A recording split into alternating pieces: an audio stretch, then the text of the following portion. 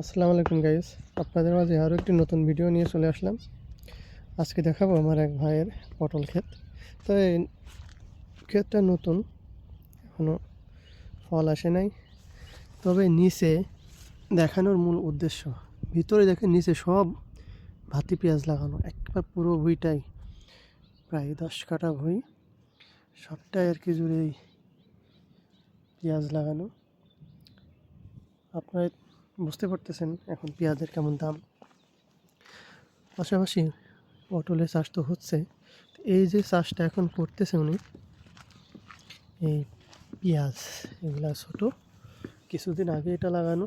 কিন্তু এই যে রসুন, এগুলা রসুন, ভিতরে পেঁয়াজ, দুই সাইড দিয়ে রসুন দেওয়া, ভিতর দিয়ে পেঁয়াজ দেওয়া। একই জমিতে তিন চার ধরনের চাষ করতেছে। লাভ হবে না কেন? এভাবে চাষ করলেও আর কি লাভ করা সম্ভব।